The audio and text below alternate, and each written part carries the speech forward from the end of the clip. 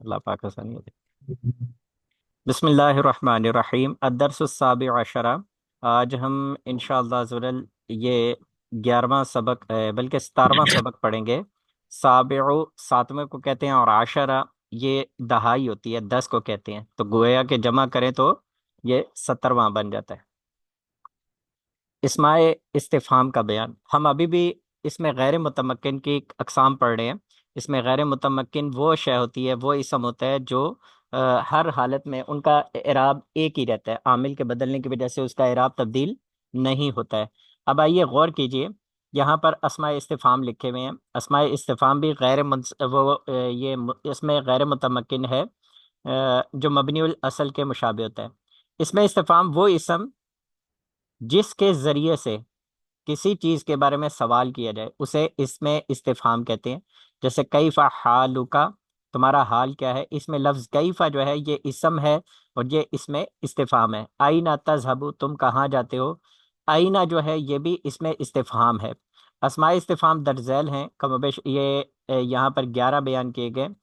من، ما، ایون، ایتن، ماذا، کم، کیفا، متا، اینا، ایانا، انا، انا سوری، یہ وہ الفاظ ہیں جن سے سوال کیا جاتا ہے، لیکن ان کے معنی مختلف ہیں۔ جیسے من کا ترجمہ ہوتا ہے کون، ما کا مطلب ہوتا ہے کیا۔ مثال دی ہوئی ہے، من جاء، کون آیا، اور ما بیدی کا، تمہارے ہاتھ میں کیا ہے۔ ایون اور ایتن، ایون کون سا، یعنی ایو رجل جاء، کون سا مرد آیا، اور ایتو امراتن قامت، کون سی عورت کھڑی ہوئی۔ ماذا کا ترجمہ بھی کیا ہوتا ہے، جیسے ماذا فی جیبی کا، تمہاری جیب میں کیا ہے۔ کم، اس کا مطلب کتنے یا کتنی ہو سکتا ہے۔ کم کتاب لہو، کتنی کتابیں یا کتنی ہی کتابیں تمہارے لیے ہیں۔ کیفا انتا، کیفا یہ حال کے لیے ہوتا ہے، یعنی کیسا ہے تمہارا حال کیا ہے۔ کیفا انتا، متا کا ترجمہ ہوتا ہے کب، متا تذهبو، تم کب جاؤ گے۔ اینا کے ذریعے سوال ہوتا ہے کہاں، یا اینا زید، زید کہاں پر ہے۔ ایانا، اس کا مطلب ہوتا ہے کب، یعنی ایانا یوم الدین، یوم الدین جو ہے قیامت کا دن جو ہے یہ کب آئے گا۔ انا، کہاں یا کیسے۔ انا تجلسو، تم کہاں بیٹھو گے، یا انا تفوزو ولم تجتہد، تم کیسے نہیں کامیاب ہوگے اگر تم نہیں کامیاب ہوگے اگر تم محنت نہیں کرو گے۔ ٹھیک ہے جی، یا کہاں تم کامیاب ہوگے، کیسے تم کامیاب ہوگے، ولم تجتہد، اس حال میں کہ تم کوئی محنت نہیں کر رہے ہو۔ اب آئیے ان کے قواعد و ضوابط ہیں۔ نمبر 1، اس میں استفہام کے بعد ایسا فعل ہو جو اس میں ہی عمل کر رہا ہو۔ آپ کو پتہ ہے نا، فعل اپنے متعلقات میں عمل کرتا ہے، کسی اسم میں فاعل بنا لیتا ہے، کسی اسم پہ عمل کرتا ہے اسے مفعول بنا لیتا ہے، تو کسی اسم پہ عمل کرتا ہے تو وہ اس میں استفہام پیدا کر دیتا ہے۔ اب اگر اس میں استفہام کے بعد ایک ایسا فعل ہو جو اسی میں عمل کر رہا ہو تو اس میں استفہام محلن پھر منصوب کہلائے گا۔ جیسے کہا جائے کم یومن سرتا، سرتا کا مطلب ہوتا ہے سیر کرنا، ٹھیک ہے۔ کم یومن سرتا، تم کتنے دن پھرو گے، تم کتنے دن چلو گے۔ کم سارکن، کتنے ہی چور، اخذتا، تو نے پکڑے ہیں۔ یہاں پر فعل سرتا اور اخذتا یہ اس سے پیچھے والے جملے پر، یہ اس سے پیچھے والے اس میں استفہام پر عمل کر رہا ہے۔ اب یہاں پر کم، یہ لفظ جو ہے نا یہاں پر کم، یہ یہاں پر بطور منصوب کہلائے گا، اس میں استفہام محلن منصوب کہلائے گا۔ ماذا رأیتا، تم نے کیا دیکھا۔ دوسرا قاعدہ سماعت فرمائے، اس میں استفہام سے پہلے حرف جر یا مضاف آ جائے، اس میں استفہام سے پہلے حرف جر آ جائے یا مضاف آ جائے، یہ مضاف الیہ بن رہا ہے تو اس میں استفہام محلن مجرور ہوگا۔ جیسے بیمن مررتا، با کا ترجمہ ہوتا ہے ساتھ، جیسے بسم اللہ، اللہ کے نام کے ساتھ۔ من کا ترجمہ کون، مررتا تم گزرے، کس کے ساتھ تم گزرے ہو۔ غلام من، کس کے غلام کو، نصرتا تم نے مدد کی، کس کے غلام کی تم نے مدد کی ہے۔ اب یہاں پر یہ لفظ من جو ہے یہ اس میں استفہام ہے اور اس سے پہلے حرف جر یا مضاف آ رہا ہے اب یہ محلن مجرور ہوگا. اگر یہ نہ منصوب والی کوئی صورت ہو کہ بعد میں فعل آ رہا ہے جو اس میں عمل کر رہا ہے، نہ ہی اس سے پہلے حرف جر، یا یہ مضاف ہو رہا ہے، یا دونوں صورتیں نہیں ہیں، تو اس میں استفہام محلن پھر مرفوع کہلائیں گی. جیسے یہ آگے آنے والی جملے آ رہے ہیں، کیفا زیدن، زید کیسا ہے. اب کیفا یہ محلن مرفوع ہے. متا سفر کا، متا تمہارا سفر کیسا رہا. ما رأیتہ کیا تم نے دیکھا ہے. من نصرتہ کس کی تم نے مدد کی ہے. چوتھا قاعدہ بتا رہے ہیں، خیال رہے ایون اور ایتن معرب ہیں، لہٰذا ان کا اعراب لفظوں میں ظاہر ہوگا، لفظوں میں نظر آئے گا. اب یہاں پر ایک تنبیہ کر رہے ہیں، دیکھیں وہ اسماء استفہام تھے، لیکن حمزہ مفتوحہ یہ ایک حرف ہے. حمزہ مفتوحہ اس سے بھی سوال کیا جاتا ہے، اور یہ حرف ہے حل، اس کے ذریعے بھی کسی چیز میں سوال کیا جاتا ہے. اجا خالد، کیا خالد آیا. بکر عالم، کیا بکر عالم ہے. حل حفظت الدرس، کیا تم نے سبق یاد کیا. حل الولد قائم، کیا بچہ کھڑا ہے. مگر یہ دونوں حروف ہیں، لہٰذا انہیں حروف استفہام کہیں گے، اسماء استفہام نہیں کہیں گے. اب آئیے کوشش کرتے ہیں ہم اس کی مشق کو حل کرتے ہیں. دیکھیں درج ذیل جملوں میں اسماء استفہام کا اعراب بیان کریں. حالت رفعی میں ہے، حالت نصبی ہے، یا حالت جری میں ہے. ٹھیک ہے. محلن ایک ہوتا ہے لفظاً نظر آنا کہ لفظوں میں نظر آئے گا، اچھا یہ حالت ہے. ایک ہوتا ہے لفظوں میں نظر نہیں آتا، لیکن ایک محل ہے، ایک موقع ہے، محل ایسا ہوتا ہے کہ جس میں ہم یہ کہتے ہیں کہ بھئی یہ حالت رفعی والا اعراب آ رہا ہے محلن، حالت نصبی والا اعراب آئے گا اس پر محلن، یا اس وقت یہ محلن منصوب ہے، محلن مجرور ہے. اگر یہ صورت نہیں ہے تو محلن مرفوع ہوگا. کیسے دیکھیں، ماذا. اب یہاں پر اوپر تشریف لائیں، یاد کر لیتے ہیں ہم پہلے کہ ماذا کا ترجمہ کیا ہے. یہاں پر آپ میں سے کوئی بتا سکتے ہیں ماذا کا ترجمہ کیا ہے.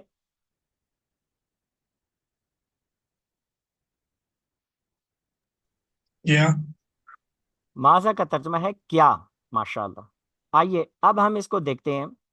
یہاں پر ماذا قلتا، قلتا کا مطلب کہنا. جیسے وسیقہ واحد متکلم ہوتا ہے فعلتا، تو نے کیا. قلتا تو نے کہا. ماذا قلتا تو نے کیا کہا. اب اگر غور کریں، ماذا جو ہے یہ ایک ایسا اس میں استفہام ہے کہ اس کے بعد والا فعل اس میں عمل کر رہا ہے، کیونکہ مفعول ایک طرح سے بن رہا ہے نا. کہنا جو ہے کیا کہا، کہنا کیا چیز ہے. اب آپ نے کوئی قول کہا تو وہ قول مفعول بنے گا. جیسے میں نے یہ جملہ کہا لا الہ الا اللہ محمد رسول اللہ، تو یہ میں نہ کہنا، کہنے والا میں، کہنا فعل، اور جو لفظ کہا وہ ہے جملہ، وہ جملہ جو ہے وہ مفعول بنے گا. اب یہاں پر کل تا میں کل جو کہنا ہوگا یہ کام بنے گا، تا ضمیر اس کی فائل بنے گی. ٹھیک ہے. ماذا یہ ایک طرح سے مفعول بن رہا ہے. کیا آپ بتا سکتے ہیں اس وقت ماذا کا اعراب کیا ہوگا. ماذا کی اعرابی حالت کیا ہوگی. حالت نسبی میں. ماشاء اللہ. جی انیس بھائی آپ کیا فرماتے ہیں.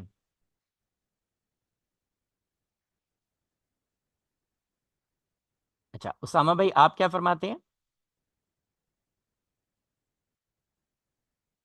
دیکھیں غلطی سے گھبرائے نہیں، غلطی ہوگا نا، لیکن آپ کوشش کریں، سوچیں.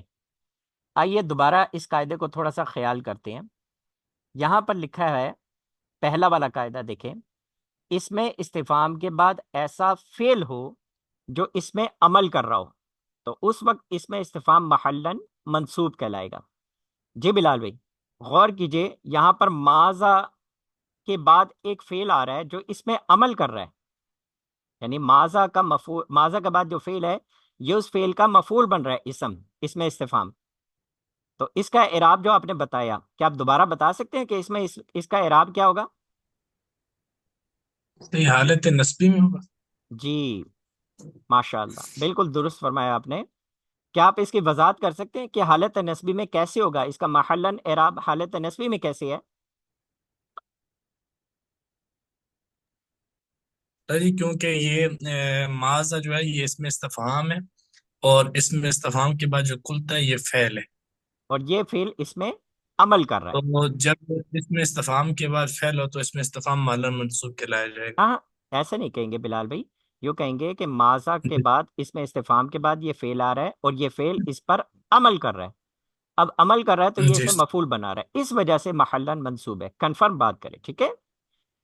جی استاذ، غلطی ہوگا نا، غلطی میں صحیح کر دوں گا، لیکن آپ کوشش کریں، آپ بتائیں۔ اینا انشاءاللہ استاذ۔ قلمی، اینا میرا قلم، قلمی۔ قلم۔ قلم جو ہے یہ فعل ہوتا ہے، جی استاذ، آپ غور کیجئے، اسم ہوتا قلم اسم ہوتا ہے اور یا سم ضمیر ہوتا کی ہے۔ طرف مضاف ہو رہا ہے، اور ہم نے پڑھا تھا کہ اسم کی نشانیوں میں سے ہے کہ وہ مضاف ہوتا ہے۔ اس کا مطلب ہے قلم مضاف ہو رہا ہے، یہ یا ضمیر کی طرف مضاف ہو رہا ہے، تو اس کا مطلب ہے یہ اسم ہے۔ قلمی، میرا قلم۔ اینا کا ترجمہ کیا ہوتا ہے؟ اوپر ہم نے یاد کیا تھا، اینا کا ترجمہ ہوتا ہے کہاں۔ دیکھیں، غور کریں، 9 نمبر، اینا زید، زید کہاں ہے؟ اچھا جی، اب یہاں پر یہ پڑھا تھا ہم نے دوسرا قاعدہ، اس میں استفہام سے پہلے حرف جر یا یہ مضاف بن رہا ہو تو اس میں استفہام محلن مجرور ہوگا۔ اب ہم نے یہ تلاش کرنا ہے، کیا اس میں استفہام کے بعد فعل تو نہیں آ رہا؟ اینا کے بعد فعل آ رہا ہے؟ نہیں آ رہا۔ اینا سے پہلے حرف جر آ رہا ہے؟ نہیں آ رہا۔ اینا سے پہلے کیا یہ کوئی مضاف اسم بن رہا ہے؟ یہاں پر تینوں صورتیں نہیں بن رہی۔ اب جب یہ تینوں صورتیں نہ ہوں تو اب قاعدہ نمبر 3 دیکھیں، اگر مذکورہ صورتیں نہ ہو، یعنی اس سے پہلے استفہام سے پہلے حرف جر بھی نہیں ہے، مضاف بھی نہیں ہے، اور اس کے بعد ایک فعل بھی نہیں ہے، تب ایسی صورت میں اس میں استفہام محلن مرفوع ہوگا۔ اب دوبارہ آپ غور کیجئے، اینا قلمی، میرا قلم کہاں ہے؟ اینا لفظ، اس کا اعراب کیا ہوگا؟ مرفوع ہوگا، ٹھیک ہے؟ دیکھیے پیار بھائی، جی اگر میں استاذ، کوشش کریں، آپ اپنا مائک کھول کے رکھیں اور مجھے جواب دیں۔ اگر میں نہیں پڑھنا ہے تو مجھے تو پڑھنا بہت سال پہلے، 22 سال پہلے مجھے پڑھنا آتا تھا، آپ کو میں پڑھانے آیا ہوں، آپ مجھے جواب دیں، ورنہ لیکچر تو بہت آسان ہو گیا، لیکچر میں نے سکھا دیا آپ کو، آپ اسے یاد کر لیں، سن لیں۔ آپ کوشش کریں اپنا مائک کھولیں اور مجھے جواب دیں تاکہ آپ کو آ رہا ہے کہ نہیں آ رہا یہ سمجھ آئے۔ اینا قلمی، اینا کا ترجمہ ہے کہاں، اور قلمی کا مطلب میرا قلم۔ اب آپ غور کیجئے، ہم نے یہاں پر ہر اسم استفہام کا اعراب دیکھنا ہے۔ اینا سے پہلے اگر حرف جر ہے یا اینا سے پہلے کوئی اسم مضاف ہو رہا ہے تو اس اعراب کا، اب اس اسم استفہام کا اعراب ہوگا جری۔ اینا کے بعد اگر فعل آ رہا ہوتا تو اب اس کا اعراب ہوتا نسبی۔ جب نہ یہ حالت ہے نہ یہ وہ حالت ہے تو ایسی وقت میں پھر ہمیں سکھایا گیا، قاعدہ نمبر 3 میں بتایا گیا، جب ایسا کوئی مسئلہ نہیں ہوگا تو اس وقت اس میں استفہام محلن مرفوع ہوگا، ٹھیک ہے؟ اب یہاں پر اینا کا اعراب حالت رفعی میں ہے، میرا قلم کہاں ہے؟ قاعدہ نمبر 3 دیکھیں، ایانا یوم الساعتی، ایانا کا ترجمہ کیا ہے؟ کب۔ اب اگر آپ غور کریں، یہاں پر لکھا ہوا ہے ایانا کا 10 نمبر میں، کب، ایانا یوم الدین، قیامت والا دن کب ہے۔ اب یہاں پر اس کا ترجمہ ہوگا ایانا یوم الساعتی، قیامت کا دن کب ہوگا۔ یوم، اب اگر آپ غور کریں، یوم جو ہے یہ مضاف ہے اور الساعتی مضاف الیہ ہے۔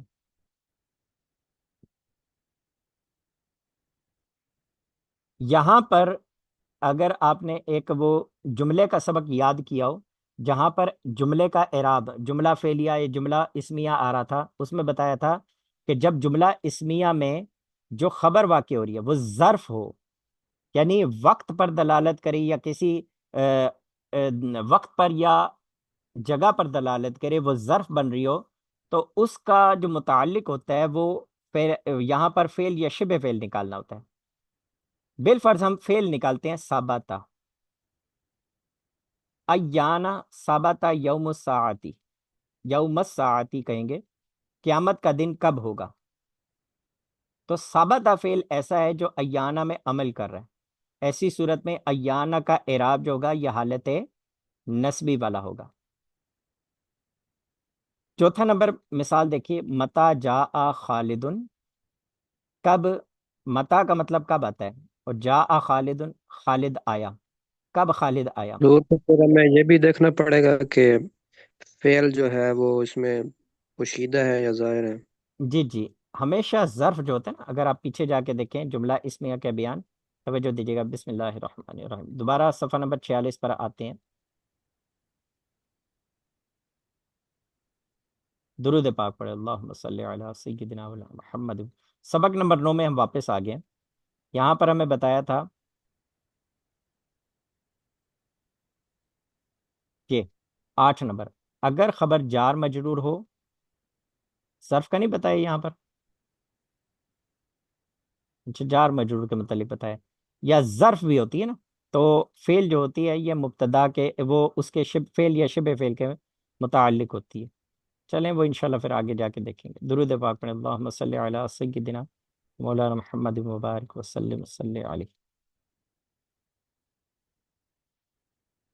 اللہ اکبر۔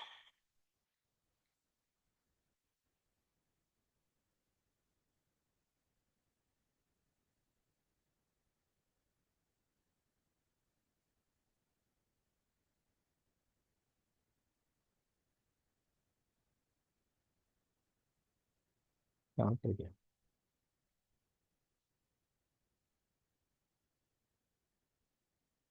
جی اسامہ بھائی، آپ کیا فرما رہے تھے؟ سوال محترم میں یہ پوچھ رہا تھا کہ پھر ہمیں اس کا بھی دھیان رکھنا پڑے گا کہ اس میں آ، آ، اس میں استفہام اگر ہے تو اس کے بعد فعل پوشیدہ ہے یا ظاہر ہے، وہ بھی دیکھنا پڑے گا۔ جی جی ایسا ہی ہے، جہاں پر جیسے دیکھیں نا، یہاں پر آ رہا ہے کوئی، ہاں جیسے نہیں آ رہا،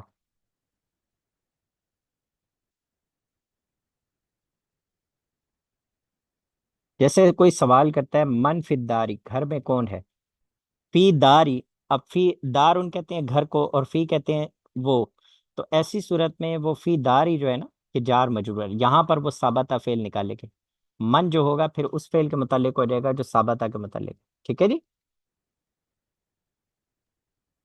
صلی اللہ علی محمد صلی اللہ علیہ وسلم۔ اس سبق کے متعلق قواعد و ضوابط میں کوئی ایسی چیز جو آپ کو سمجھ میں نہ آئی ہو، آپ پوچھ سکتے ہیں مجھ سے دوبارہ۔